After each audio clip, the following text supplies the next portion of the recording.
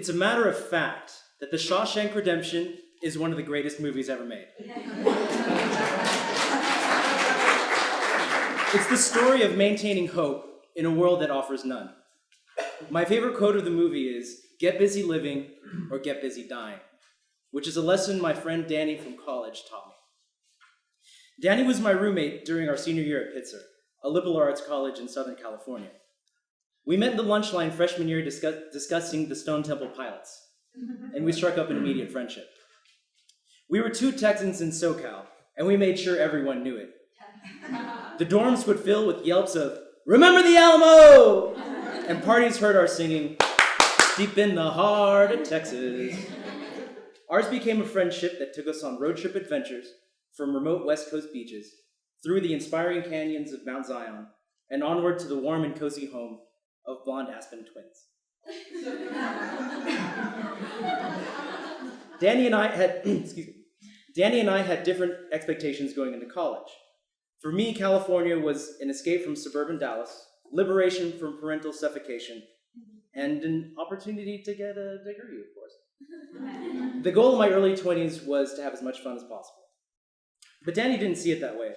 He wrote his papers on time, frequently went hiking, learned to play guitar, kicked my ass at video games, and certainly maintained a better physical shape than I did.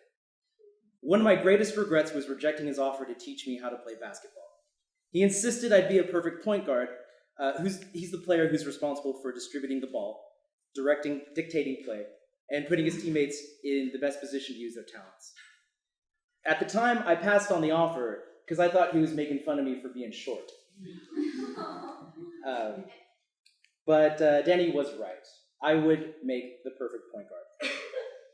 But it wasn't only friends that impacted me in California. The desert also played a significant part in my life. More often than not, I joined my fellow Pitzer colleagues at desert parties a few hours northeast of campus. Imagine Burning Man, but run by college students. The tradition was that a large group of people at Pitzer would decide at 10 p.m. to go to the Mojave. Then we'd leave at midnight and get to the campsite at 3 in the morning under the light of moon and stars. Under both natural and unnatural influences, I would find myself on my own personal journey in the desert.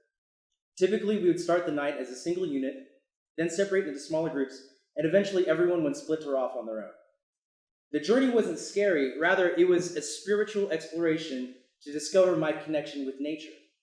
Myself, the sky, that rock, and especially my friends, we're all connected, man.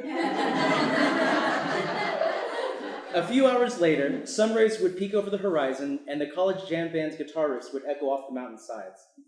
That was our call to come back to campus.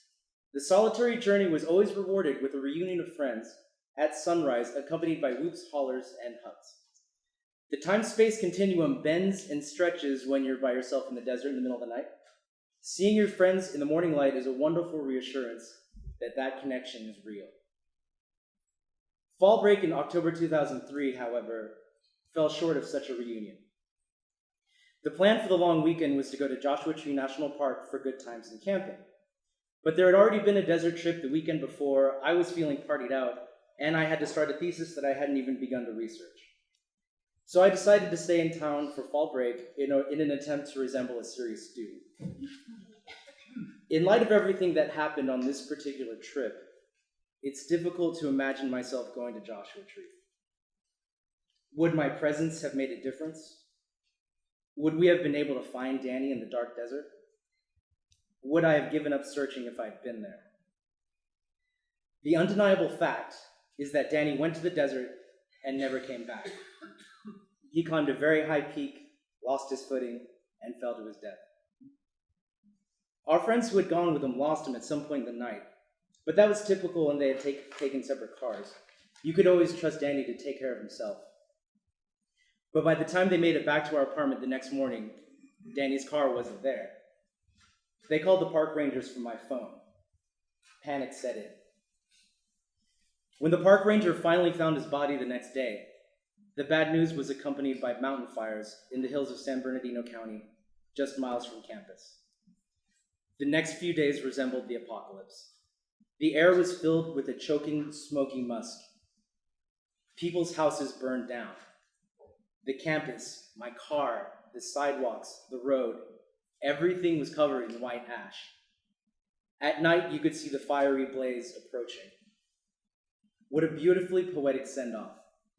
And I fucking hated it. I mean, I was a mess. Unprecedented migraine headaches, inexplicable bouts of crying. I forced myself to write an essay for propaganda class, which turned into a creative project making fake Star Wars ads, recruiting stormtroopers for the evil Imperial forces. Was I walking down that path of darkness? As much as I wanted to join in telling nostalgic Danny stories with friends, I couldn't shake the thought that I'd lost my friend, and I'd never get him back.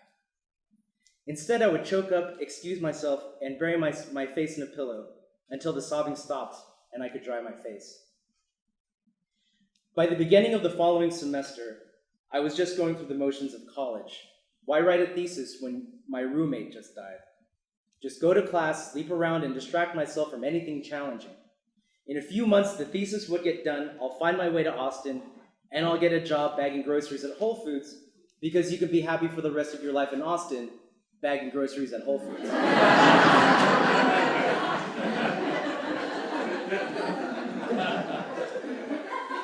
It's times like this when you literally have to remind yourself to get busy living or get busy dying. 6 months after Danny's death, a girl I was crushing on unexpectedly invited me to the desert with her friends, so I decided to go to flirt with the girl, but more importantly, to confront my painful memories. In order to move forward, I had to go back to the beginning. I was going to have a communion with Danny. On that cold desert night, in the bending and stretching of the time-space continuum, I had an epiphany. What happened to Danny was really, really sad. In fact, I was right to be depressed. But the thing is, this is my life, and I get to control what happens here. I'm not going to be weak. I'm not going to be depressed. I'm going to realize my high school dream of living in Europe. I'd lost sight of my urban obsession in California. I needed to be in an exciting city, riding subways, speaking weird languages, meeting even weirder people, playing music outside train stations for tips. In fact, I owe it to Danny to move on and do great things because he doesn't have that opportunity anymore. When the park ranger found Danny, he said his arms were crossed over his chest as if he knew he was dying. I can't imagine that feeling. I don't want to imagine that feeling. But picturing Danny in this way is an instant reminder of how short this life is, and you can never run away from death. It's life's constant companion, so I'd better have a good relationship with it. When I got back to my apartment from the desert, I Googled Teach English in Spain, applied for a teaching course at the end of the summer, and took my first steps toward Europe. A few months later, I packed a backpack and my guitar and started my adventure in Madrid. I had no friends, no place to live, and no real job. I was scared. And I was excited. I lived in Madrid for 2 years, traveled to almost every corner of Spain and Morocco, met incredible people, and played old 97 songs for Europeans. Short of running with the bulls, my life was a Hemingway novel. In the end, it's up to us. We make the environment we live in. You make the life that you want. So get busy living or get busy dying. Ladies and gentlemen, we only have one shot at this thing, so make it count.